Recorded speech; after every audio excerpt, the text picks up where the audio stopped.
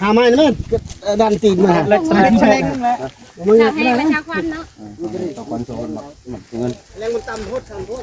อะไรเสาแรกเนาะบ้านนี้มีมันสอบมือประกอบกันงามแล้วมือสั่นลุกขึ้นแล้วมือทำมือคุ้นกว่าแม่นนะอายุห่มซุ่มเย็นได้เนาะเย็นเลยอยู่ทางนั้นอยู่ทางนั้นเลยอยู่พื้นเดียวมาอยู่ข้างๆนี่น้ำยกเลยได้ในเพิ่นเลยยกเลยยกเอายกเลยได้เอานี่พี่น้องดีแล้วมันกว่าวันงามแล้วมือสั่นลุกขึ้นแล้วมันมือคำมือคุ้นกว่าแม่น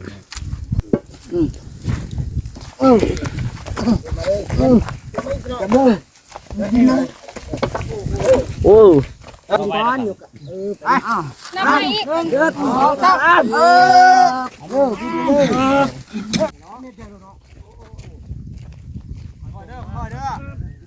มาทั้งไปหนึ่งสองสาม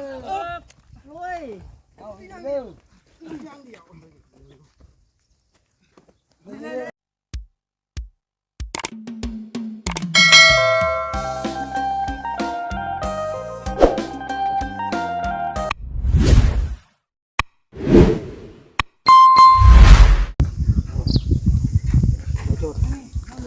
อาพี่น้องเนาะเปิดภาพบรรยากาศมาโอ้โธ่สบายดีพ่อยพี่น้อง14อยากแพงเบอร์สุขูสู่คนพี่น้องเนาะมาพบพ่อกันกับทางน้องไซลาอีกคือเก่าคือเดิมพี่น้องเลยเพิ่มเติมมามื้อนี้พี่น้องกำลังพี่น้องเลยสิเฮ็ดพิธีเนาะเตรียมย่อเสาเฮือนผู้ช่วยว่าซั่นเนาะเอาได้พี่น้องเนาะอันนี้ก็มันสายๆแน่พี่น้องเอ้ย8 โมงล่ะใช่สมเพิ่นกำลังที่เฮ็ดพิธีพี่น้องเอ้ยตายใช่แล้วเราไข่เป็ดกันคนไทยที่ให้30,000ยังผมทำที่บอกเราให้30,000แล้วเอาคือเขา60,000แล้วมันหัวชื่อแล้วน้อง30,000ก็ขายอยู่เนาะกำลังสินี่มัดดอกไม้มัดยางสบายดีบ่ทรงเด้อเนาะโอ้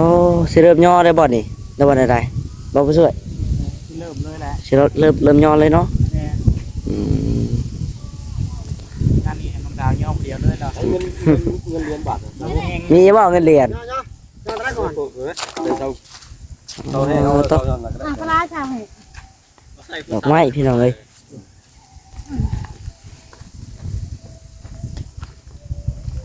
เรียนบาทเอาบาทดีเรื่องเขาเนาะเป็นคน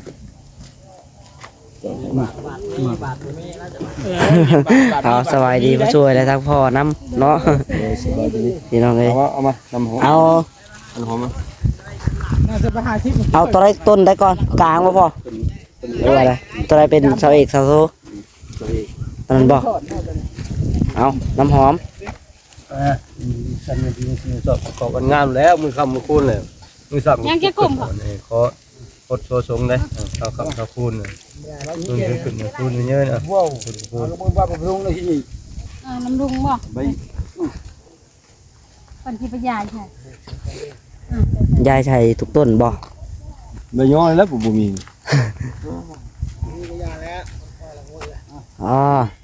เอาตามพามีจำได้ก็เอาสำนั้นผมงามเลยคูณเอามาย่อก่อนเลยมานี่ย่อตัวย่อตัวนี้ก่อนง่ายนี่ใบมัดบ่มาย่อห้ามมากก่อนมัดแล้วก็ย่อขึ้นเอาตัวไรสาวไรพี่น้องมาลงตัวมาอึ๊บคนกำลังแหงวะน่ะท่านได้ลูกจะพูดลูกปงก้อนให้ไปพูดก้อนย่อจะกันย่อเลยไหมปงก้อนโอ้เจ้าบุปงบอกหาไม้นี่มันดันตีนมาเล็กแรงแรงแล้วมึงให้ประชาควันเนาะตะควันโซนเงินแรงมันต่ำโพดต่ำโพดอะไรเสาแรกเนาะบ้านนี้มีมันสอบมือประกอบกันงามแล้วมือสั่นลุกขึ้นแล้วมือ ทำมือคุณก็ว่าแม่นนะ หาอยู่ห่มซุ่มเย็นได้เนาะ ยุ่งเย็นเลย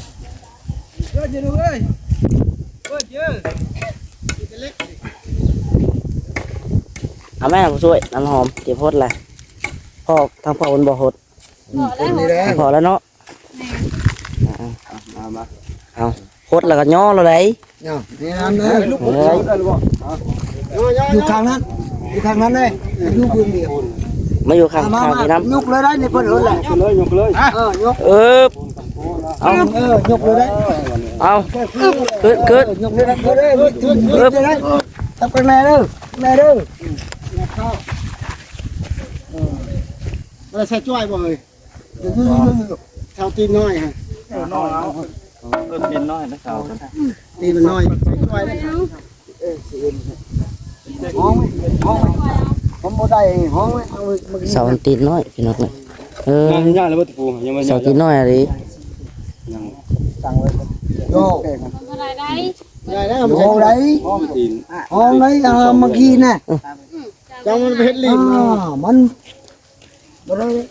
ห้องนั้นมันแน่นแก็บกันนี่มันเละตัวนี้อ่ะน้ำมันใช้จ้วยพวกชาวน้อยนี่ว่ะมานี่แล้วเขาคุมว่ะพี่นี่แก่บุ เสาตีนน้อยเนาะตั้งยากแล้วตัวนี้ ไว้ปัดคุมนี่ ช่วยเอาเบิดเอาปากจะบนทางเทียน ช่วยใช้น้ำมัน ว่าจะสูงมันลอยลงเนื้อชิคขึ้นเนื้อก่อน ตัวเห็ดไม่หลิมเนาะ มันอยู่ไม่ริมพูนต่างหากนั่นแหละ เสาตีนน้อย ลงไปถึงแห้งได้แห้งดิ เนื่องลงใจใครอยู่นี่ เอาอีกเย็น เสาแรกพี่น้องเลยเนาะขึ้นไปแล้วโต แล้วมันงัดเอา ทำตัวนี้ในคือ ตาม แต่ยังผู้ช่วยกินมานี่เลี้ยงน้องๆมานี่ เนื้อเป็ด เนื้อเป็ดบ่ โดน อ๋อแม่งนี่อ๋อต้องเตรียมพร้อมเลยเนาะ เป็น น้ำส้ม ให้ น้ำ ผู้หญิ เขี ง ยว กลางน้ อ๋อได้ผู้ช่วยเบิ่งได้เนาะเห็นเราอยู่ทางใต้กันเลยเขาย่อขึ้นได้ต้นหนึ่ง เสาตีนน้อยเนาะเสานี่พี่น้องใครอยู่ว่าเสาอันเฮือนผู้ช่วยเนาะมันบริหารไกลพี่น้องเลยอยู่บนนี้เลย คะแนน จับย่อขึ้นมิจับปิ่นไปปิ่นมาแล้วก็ย่อเลยเอา ดีแล้วมันของมันงามแล้วมือสั่นมือปุ๊กขึ้นแล้วมันมือขับมือคูนกับว่าแม่นลง ำจะได้ทำอันนี้ครับมันนั่งคือคอยลงจาก มาลงไง ย่อมันยกบัดนี้เลิกบัด เอา ดูข้าวนี่นะ ได้คุณ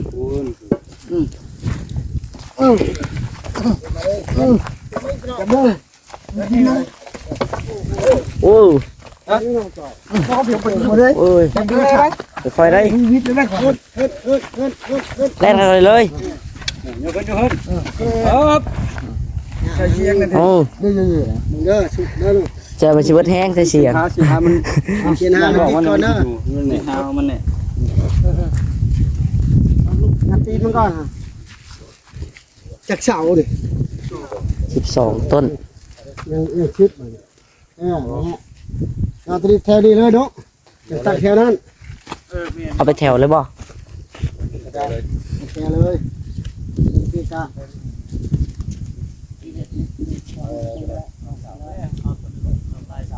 ที่กลางเนาะในนี้เ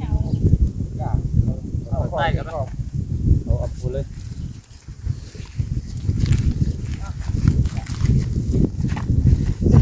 คนย่อเฮามีแต่เท่านี้แหละพี่น้องเนาะกดเอง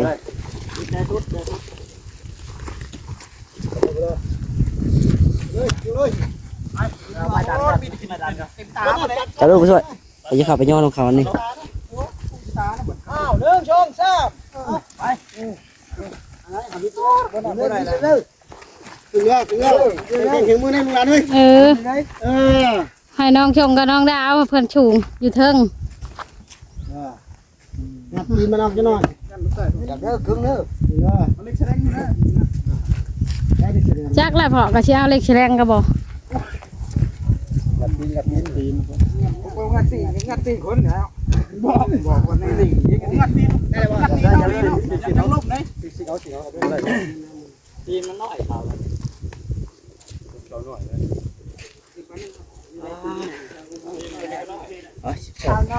ฮะขบวนสิขัดเอา โอ้จอย เมื่อยนำเด้เนาะ เอ้ยนำดี 12,000ขอดเอาแล้วว่ะ โลด ขอดโลดเนาะ จะลาก็เอาปูนมาดามไว้ อืม แล้วก็นี่ พอแห้งเนาะ เป็นให้มันอยู่ได้พอเอ้ย เชื่อวันเจาะ จะเอาเล่นกับแม่10ช่วงเล่น บังรถบัง ใส่มื้อนี้คือเพิ่นคือว่าสิมีเจาะน้ำเด้อมื้อนี้ ลงจัดบ่ เพิ่น ให้มันอยู่ข้างในได้พอเอ้ยมันลมนี่นะ เสาตีนน้อยได้ก็ยังเสี่ยงอยู่ตัวนี้ ตีนมันน้อย มันสิลงไว้น้องจ้อยเล่นไปครับน้องจ้อย น้องจ้อยแล้วแข็งแห้งอยู่ช่วยบ่ต้องย่าน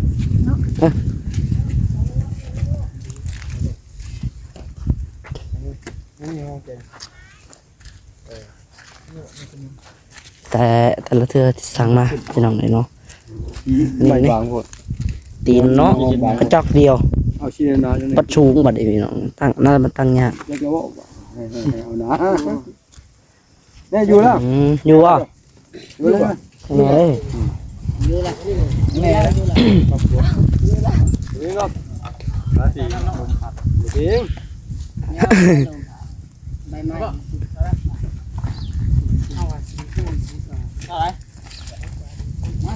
ย็นไหมจะเอาเดี๋ยวย่ออะ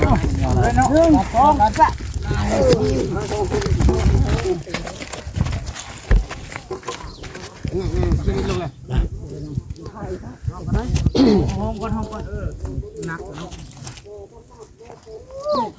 คอยอ้อมนครตีจ้ะนะ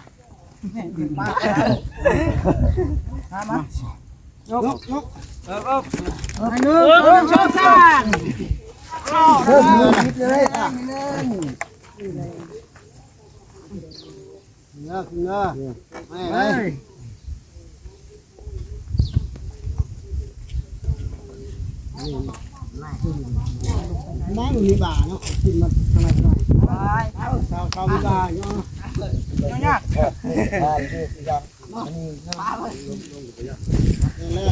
พี่น้องเนาะคนก็พอดีละซอยกัน ชาวกุ้ง ต้นตัวไหนบาทนี่ต้นนั้นเลยบ่ ยกนี่แหละ บ่ได้ย้อนบ่ได้เชื่อ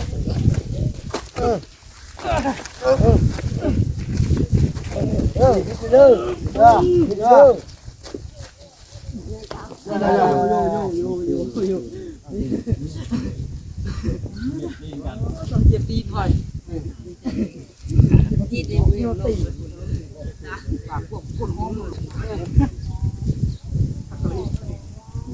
นั่นแหละเอานั่นมันเอานั่นเลยประมาณนี้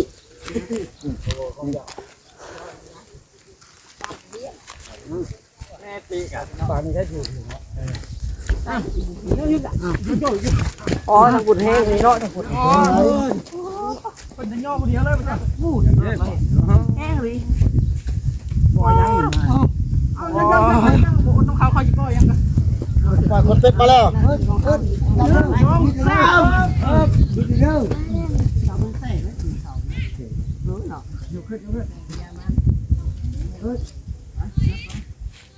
ตอนนี้เอามาใช้ในโน้ตเนาะกินเลยแต่เอามาใช้นี่ น้อยเดียว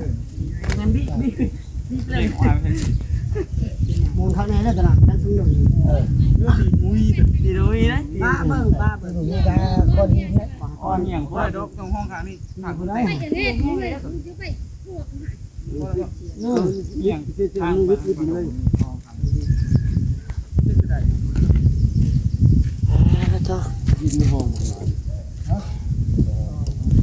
เพราะว่าผู้ช่วยเป็นกะหาเนาะญาติพี่น้องเลยมาย่อช่วยคนมันไกลเห็นเคียงเท่านี้แหละ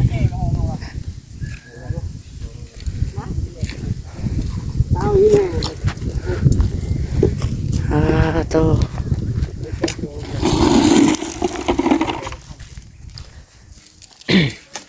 ได้บ่ได้เลือกเอา เดินผู้ช่วยกับบ่ได้ปานใดเนาะเนาะพี่น้องแต่ก็พอดีซำนี่พอดีเต็มแห้งเนาะผู้ช่วยสิผสมปูนบ่นี่ แม่น อ๋อต้องเก่งดิพี่น้องเนาะ FC ยังย่องอยู่ว่านนี่ผู้ช่วยว่ะสุดยอดพี่น้องเอ้ยสิผสมปูนเด้อบาดนี่ อันนี้ว่าเรา อืม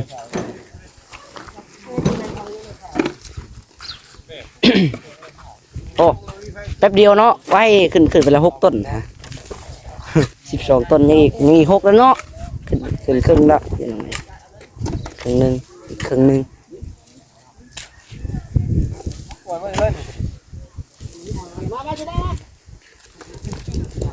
เบิ่งได้ผู้ช่วยเจ้าเนาะ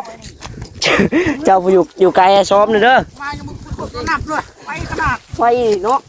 ไปนี่ได้ทำเป็นลิขิตบ่ขึ้นเอาตาได้ก่อนกินก้อนอยู่กับไป น้ำไปอีก เดือดสองสามกินเลยกินเลยเนาะเชื่อเนาะว่าอยู่ตัวนี้มันตีนใหญ่เนาะเห็นบ่เสามีตัวใหญ่ตัวน้อย กินใหญ่พ่อมลุกตื่นตื่นเลย เล่นตึกตัวไรมันได้ฮะ นี่อยู่ว่ะ ตรงนี้เลยพี่ช่างคือ โอ้อ่อนมันนี่เลย เก่ง เด้อ บุด แกล้งบ่ นี่แล้วบ่นี่ มาดูป้าได้ดินี่ห้องนี่ โธ่ยังเนาะ เอามันใส่โอ้เอามากินเลยเอาตัวนี้เลย ก็ได้ชาวบ้านบ้า ลายพี่ คนอะไรแล้ว3 คนเขาก็ได้นะ คนแห้งติ ง่ายแล้วหวยเขาไม่ให้คนจอยแห้งเอาเลยเอาไปเลยเอา นี่สิเราก็ เลยบ่ ไป1 2กินไปเลยขาเด้อ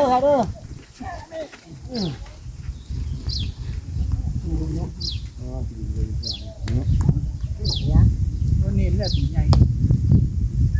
ปกติใหญ่กว่านี้เลยเจ้าพวกใหญ่ที่ ตอนนี้ใส่ลูกเบียดพ่อ นี่นะพี่เลยกัน คนใหญ่ใช่ครับพี่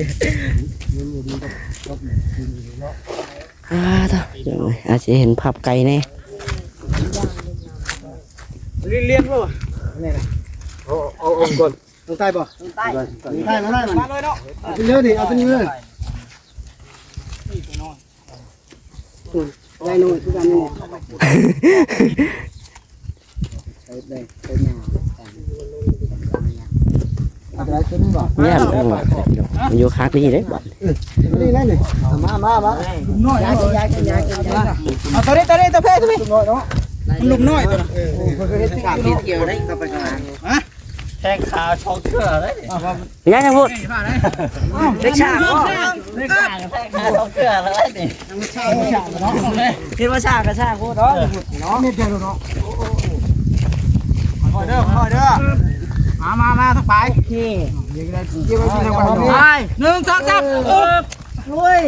เอาอีกเร็ว โอ้โห เทียน งั้นก็พอยังมันคือปลีก โอ้ยคือเทบางผมนี่นะ คงว่าอารมณ์กันเด้เหมือนกันคุมบ่ก็ได้คุมบ่ห้องเลยหาห้องเลยนะมาสิมาลงใจจับเด้อปล่อยได้บึงตัวนี้ไง ลายด้วย ตัวหาบางยินเนี่ยมึง พี่น้องเนาะ ต้องมัน ปลิดเนาะ มันด่างมันยังในปาก ยังก็เก่งๆดีกว่า ห้อง หาแนวห้องตัวนี้จุดทางใต้เนาะ เอาหินด้วยปืนยางไปกองใหญ่ๆนั่นแหละ น้องวีพี่น้องเลยน้องวีน้องไม้ น่า เนาะ เราถอก กำลังงันครัวเป็นแม่ครัวเห็นอยู่ครัวกินครัวเป็ด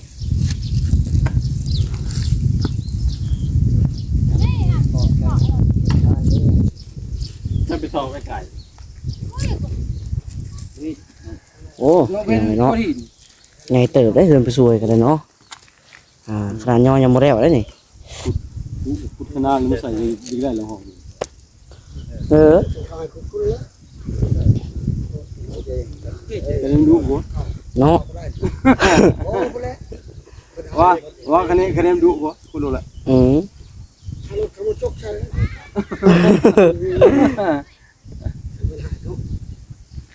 พ่อขันหานี่คือว่าจะพอนะทางรถมีช่องแช่นึงได้บ่ลูกได้บ้างพ่อมันดันเขาดันก็มูได้ก่อน ปรับพื้นเลยเนาะให้มันเพียง ดันเขาเลยเนาะ ดันเขาเลย ปรับดินปรับอย่างให้มันเพียงเลยเนาะตอนนี้มันเป็นหนองเป็นอย่างนี้เลยทางนี้มันยังลุกอยู่นะเวลาฝนตกน้ำอ่างอยู่นี่นะ หลายเติบได้